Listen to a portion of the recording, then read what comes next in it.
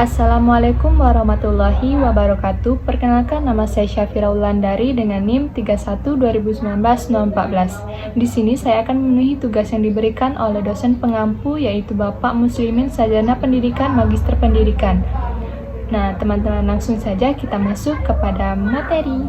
Nah, teman-teman, minggu lalu kan kita sudah membahas tentang cara penggunaan aplikasi Canva kepada media pembelajaran. Sekarang saya akan memberitahu teman-teman alat peraga edukatif yang bisa teman-teman peragakan di depan kelas.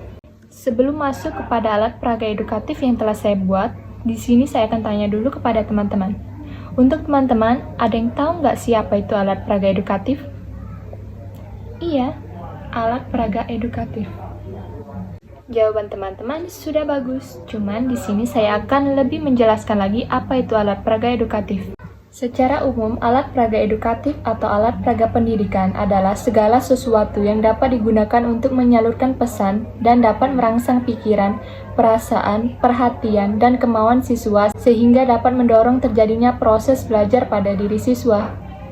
Dan untuk pengertian menurut para ahli, saya mengambil pengertian menurut Sujana tahun 2009. Pengertian alat peraga pendidikan adalah suatu alat yang dapat diserap oleh mata dan telinga dengan tujuan membantu guru agar proses belajar mengajar siswa lebih aktif dan efisien. Dan untuk lebih jelasnya, teman-teman bisa baca teks di atas. Dan untuk materinya, saya menggunakan materi tentang teks prosedur. Untuk lebih memahaminya, teman-teman bisa baca teks berikut. Pengertian teks prosedur. Struktur teks prosedur. Dan ciri-ciri teks prosedur. Dan untuk selanjutnya, saya akan menunjukkan alat peraga edukatif yang telah saya buat. Dan untuk lebih jelasnya, teman-teman bisa simak video berikut ini. Halo teman-teman, berjumpa lagi bersama saya. Di sini saya akan menjelaskan alat peraga edukatif yang teman-teman bisa gunakan dan teman-teman bisa contoh di rumah. Pertama-tama saya akan menyebutkan bahan digunakan di dalam styrofoam ini. Yang pertama tentunya styrofoam. Yang kedua yaitu kapas. Yang ketiga yaitu styrofoam kecil. Baik teman-teman, di sini saya akan menjelaskan tentang teks prosedur dengan menggunakan alat peraga edukatif styrofoam. Langsung saja masuk kepada pengertian teks prosedur. Baik, langsung saja saya akan menjelaskan apa itu teks prosedur. Teks prosedur adalah sebuah bahan tertulis yang dijadikan dasar untuk menjelaskan tahap kegiatan dalam menyelesaikan suatu aktivitas. Tujuan dari teks prosedur adalah menjelaskan bagaimana kegiatan harus dilakukan agar pembaca dapat secara tepat dan akurat mengikuti sebuah proses membuat sesuatu, melakukan suatu pekerjaan atau menggunakan suatu alat.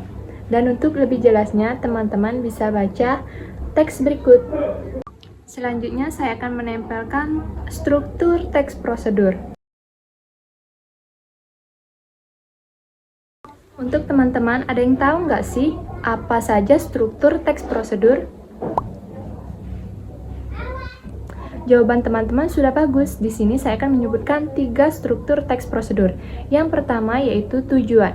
Yang kedua yaitu alat dan bahan. Yang terakhir yaitu langkah-langkah. Baik teman-teman, untuk ciri-ciri teks prosedur, saya akan membacakan beberapa ciri-ciri teks prosedur.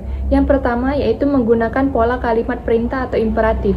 Yang kedua, terdapat panduan langkah-langkah yang harus dilakukan. Yang ketiga, menggunakan kata kerja aktif. Yang keempat, menggunakan kata penghubung atau konjungsi. Dan untuk lebih jelasnya, teman-teman bisa baca teks berikut.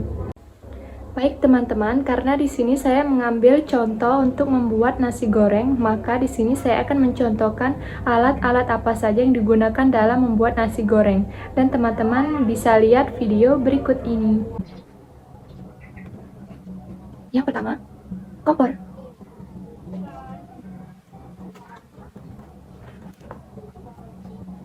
Yang kedua, wajan.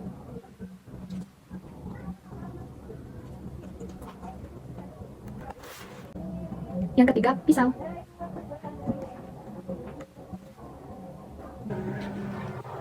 Yang keempat, cobek. Yang kelima, spatula.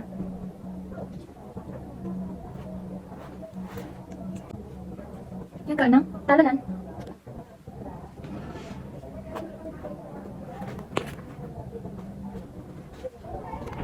Yang ketujuh, piring saji.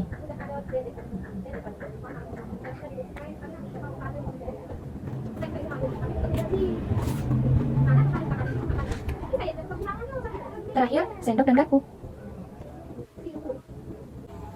Baik teman-teman, selanjutnya saya akan menunjukkan bahan-bahan apa saja yang digunakan dalam membuat nasi goreng. Yang pertama, nasi putih.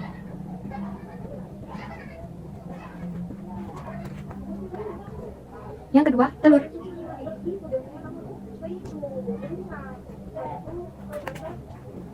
Yang ketiga, bawang putih.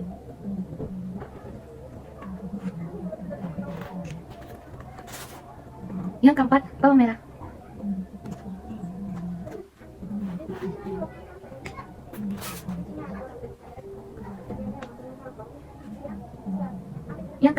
Yang kelima, kecap asin. Yang keenam, garam. Yang ketujuh, daun bawang. Yang delapan, minyak goreng.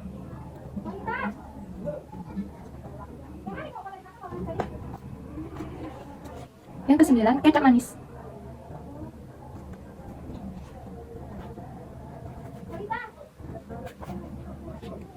Yang ke-10, timun.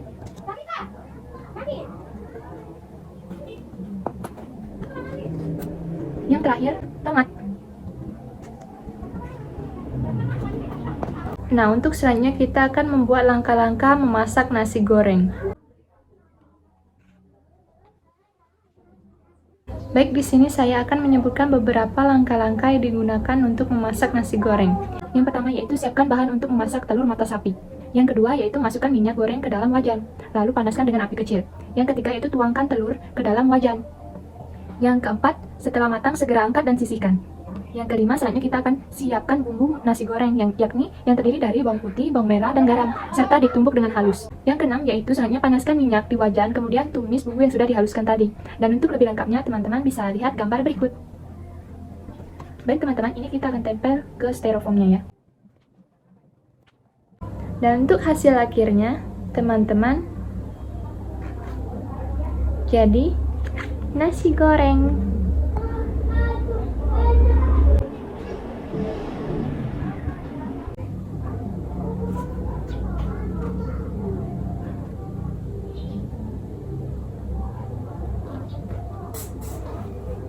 Bagaimana teman-teman? Bagus bukan hasilnya? Dan itu semua teman-teman bisa buat sendiri di rumah. Dan untuk hasil pembuatan alat peraga edukatif dengan menggunakan styrofoam dan diisi dengan teks prosedur memasak nasi goreng, teman-teman bisa lihat berikut ini.